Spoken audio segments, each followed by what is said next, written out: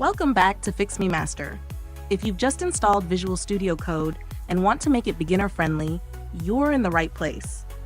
In this quick tutorial, I'll show you how to customize VS Code settings step by step to create a clean, smooth, and distraction-free setup perfect for beginners.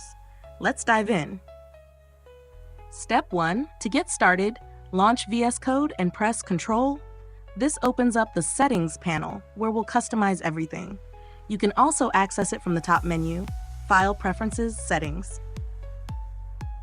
Step 2. Enable word wrap. By default, long lines of code can stretch off screen. Search for word wrap and enable it. This makes your code easier to read without scrolling sideways. Step 3. Adjust font size. Under Editor, Font Size, increase the font to something like 16 or 18 for better readability, especially helpful for beginners learning syntax. Step 4. Enable line numbers.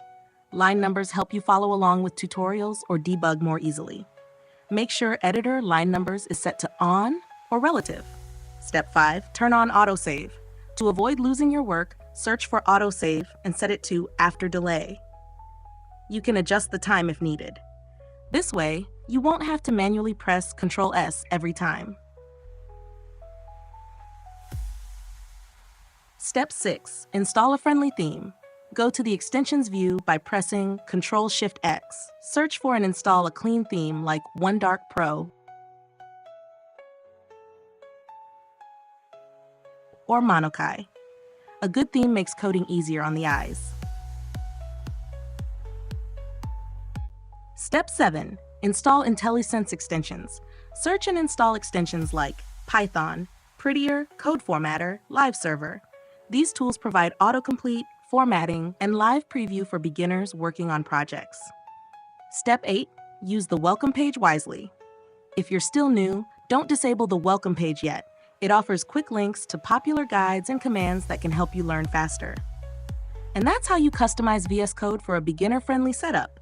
Clean layout, readable fonts, autosave, and helpful extensions, all set to boost your learning experience. If this helped, leave a like, subscribe to Fix Me Master, and stay tuned for more VS Code tips. See you in the next video.